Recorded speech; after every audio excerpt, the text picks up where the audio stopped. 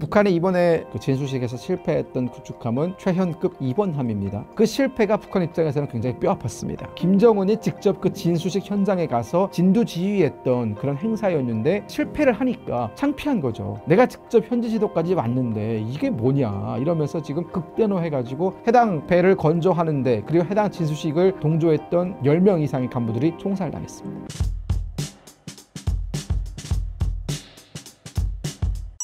북한 구축함 진수식 실패 사건의 경위는 어떻게 파악되고 있나요?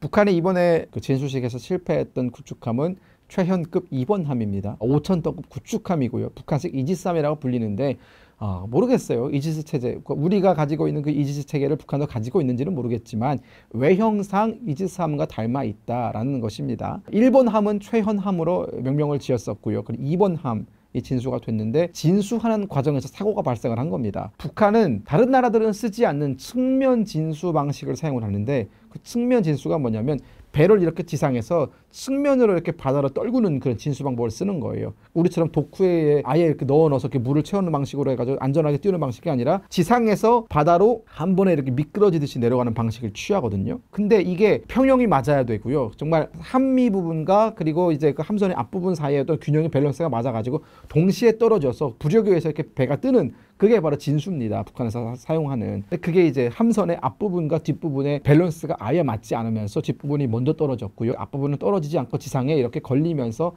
실패를 한 것이죠. 물론 지금은 진수가 완료가 됐다라고 해요.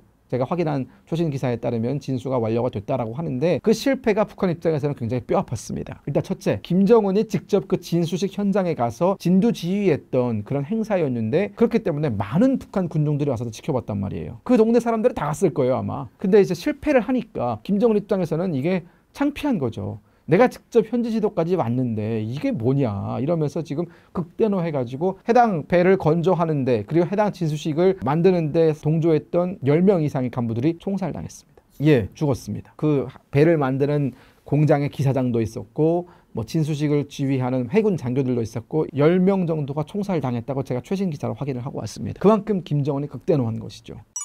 북한은 항상 책임자를 찾아내 처벌하는 것이 수습 방식인 건가요? 그렇습니다. 북한에서는 항상 꼬리 자르기를 하고요. 결국은 이런 겁니다. 1년 안에 이런 5,000톤급 구축함을 2척씩 만들어내라라고 하는 거는 비현실적인 명령이에요. 우리나라 같은 조선업이 정말 고도로 발전된 나라도 1년에 2척씩을 뽑아낼 수 없습니다. 이건 불가능해요, 기술적으로. 근데 북한은 인력을 갈아 넣어서 그 뭐 얼마 되지도 않는 기술을 가지고 지금 이 5,000톤급 구축함을 1년에 2척씩 뽑아내라고 김정은이 지시를 내렸다는 거 아니에요. 그러니까 이 지시 자체가 굉장히 이행하기 어려운 지시인 거죠. 근데 어찌 그 지시에 맞춰서 만들어냈는데 결국은 이게 실패하는 건 결국은 문제가 발생을 한 거예요. 그러면 이 문제가 발생했을 때 최종 책임자는 정말 실현할 수 없는 명령을 내린 그 최종 책임자 김정은에게 돌아가야 되는 것인데 김정은은 그 책임을 지지 않습니다. 김정은은 오히려 적반하장식으로 화를 내는 거예요. 왜 내 지시사항대로 함선이 만들어지지 않느냐라고 화를 내는 겁니다. 그러면 그 밑에 있는 그 중간등에 있는 간부들은 얼마나 고되겠습니까? 못 만들면 못 만들기 때문에 감옥에 가는 거고요. 만들었는데 실패가 되면 실패했다고 총살당하는 겁니다. 이러지도 저러지도 못하는 상황이다라고 말씀을 드리겠고 김정은이 특히나 이 부분에서 화를 내고 있는 이유는 북한이 이 5,000톤급 구축함 만드는 기술이 어디에 있겠습니까? 없었어요. 러시아가 군사 기술을 제공을 해준 것이거든요. 그러면 북한 입장에서는 러시아가 이렇게 지원을 해준 마당에 이걸 멋들어지게 잘 만들어내야 주는 러시아 입장에서도 앞으로 지속적으로 제공을 해줄 거 아닙니까? 이게 러시아의 자존심이 달려있는 문제이기도 해요. 그러니까 러시아가 기술을 줬는데 실패했다 이러면 어느 나라가 러시아의 군사 기술을 사가겠습니까? 이게 신뢰의 문제거든요. 근데 김정은 입장에서는 이제 러시아로부터 더 많은 무기 기술들을 받아와야 되는데 그 무기 기술을 받아와서 무기를 만들어내는 북한의 모습이 이렇게 형편없다.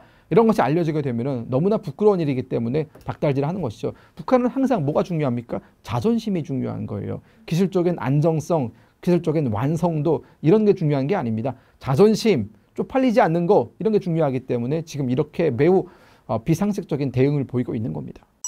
이번 진수식 사고가 북한 내부에서 어떤 파장을 낳을까요? 내부 분위기가 더 경직되겠죠. 그러니까 이게 보시면 제가 말씀드렸지만 앞으로 뭐 북한이 러시아로부터 무기 기술들을 가져와서 다량의 다른 무기들을 만들어낼 텐데 그런 무기들을 만들어낼 때마다 말도 안 되는 요구 조건을 붙인다라는 겁니다.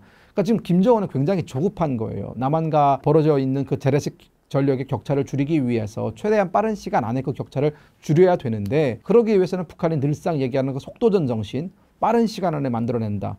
근데 이게 내 마음은 급한 건 알겠는데 기술이라는 게 그렇게 되지 않잖아요. 기술을 습득하는 데 시간이 걸리는 것이고, 기술을 습득했다고 해서 바로 그것을 우리가 만들어낼 수 있는 것도 아니고, 여러 가지 현장 경험을 통해서 실패의 경험도 결국은 경험 아니겠습니까? 근데 그런 실패는 절대로 용인되지 않는 북한 사회 내부에서, 그러면 기술자들이라든가 그 중간 단계 책임자들은 정말 막중한 그런 부담을 받을 수밖에 없기 때문에 북한 사회가 매우 경직될 것이다. 저는 이런 방식의 결국은 연구진을 갈아 넣어서 만드는 이런 것들은 궁극적으로 북한에게 도움이 될까? 저는 도움이 될 거라고 보지 않습니다. 이 사건이 북한의 강력한 군사대국 선전 이미지에 균열을 냈을까요?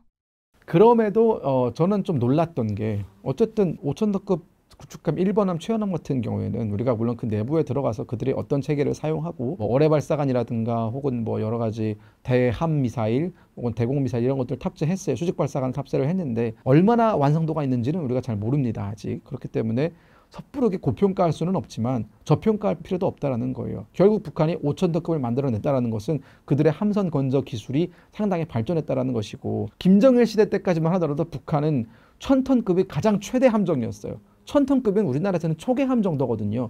우리나라 초계함 1,000톤급 널렸어요. 근데 북한은 그게 가장 그들이 보유하고 있는 최대 함정이었는데, 지금 5,000톤급을 만들어냈다는 건 5배에 달하는 함정을 만들어냈다는 거잖아요. 우리 해군 입장에서는 위협적입니다. 그만큼 북한이 만약 그 함선이 예를 들어서 정말 이지스 능력을 가지고 있다면, 우리가 만약 유사시에 북한을 향해서 여러 가지 미사일 공격을 했을 때 그것들에 격추당할 위험이 있는 것이고, 서해라든가 동해에서 5,000톤급보다 낮은 그 초계함 혹은 호위함들이 항행을 할 때 위협을 받을 수 있다는 것이거든요. 또한 우리 잠수함들도 타겟이 될 수 있다는 것이고, 그렇기 때문에 그 함선의 능력을 우리가 과소평가할 필요도 없다.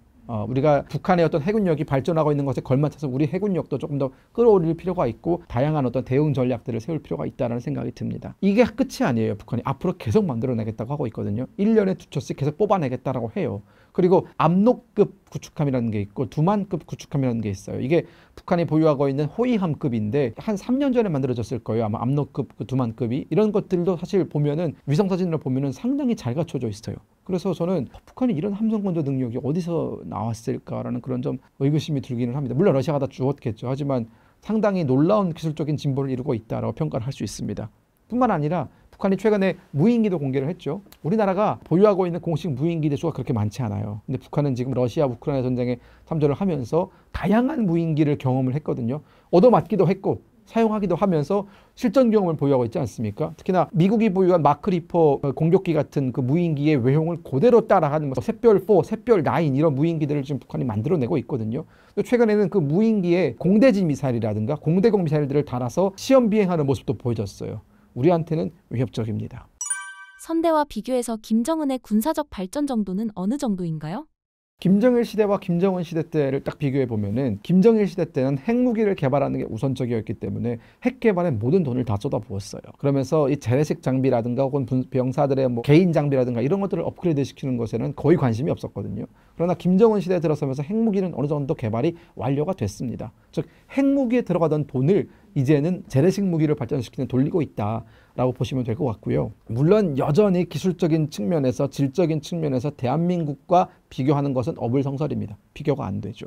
그러나 북한 나름의 노력을 하고 있다는 것이, 재래식 전력의 차이가 나더라도 세부적으로 하나하나를 들어갔을 때에는 대응할 수 있는 수단을 만들어내고 있거든요. 예컨대 우리가 지금 대부분 보유하고 있는 게 3세대 전차, K1 전차라든가 K1, E1 혹은 K2 전차들을 보유하고 있는데, 이 전차들에 맞설 수 있는 안티탱크 미사일들, 이게 휴대용 미사일들을 보유를 하고 있고, 그게 또 굉장히 많이 발전이 됐어요. 그게 뭐 불새 뭐 이런 이름으로 불리고 있거든요. 그런 미사일들이 실전에서 특히나 뭐 팔레스타인이라든가 시리아든가 이런 데서 뭐 수출이 되기도 하고, 그리고 북한도 이제는 3세대 탱크를 만들어내고 있습니다. 천마호, 폭풍호 이런 탱크들을 만들어내고 있고, 그런 천마호 같은 경우에는 2020년 열병식 때 공개가 됐는데 미국의 에이브람스를 꼭 닮아 있어요. 그러니까 미국의 에이브람스 형태의 외관을 갖춘 탱크들을 만들어내고 있다는 것은 북한이 이제 3세대 전차를 만들어내는 기술을 보유하고 있다는 것이고, 물론 내부를 우리가 들여다봐야 됩니다. 근데 어쨌든 과거 북한이 운영하던 뭐 T-72 러시아제 탱크라든가 뭐 T-60, T-54 탱크, 그건 정말 고철덩어리인데 거기서 많은 진보를 일으켰다라는 것이고, 장갑차라든가 이런 면에서도 북한이 꽤 많은 것들을 발전시켰어요. 특히나 병사들의 개인 장구류 업그레이드도 굉장히 많은 신경을 쓰고 있고요. 뭐 길리 슈트를 입은 부대들을 뭐 열병씩 등장을 시키기도 하고, 또한 이 육군 병력도 굉장히 그 병가를 다양하게 가져가면서 특수전 병력의 병가를 또 다양하게 구체적으로 가져가고 있거든요. 그들의 전술이 변화하고 있다는 겁니다. 상당히 위협적이죠.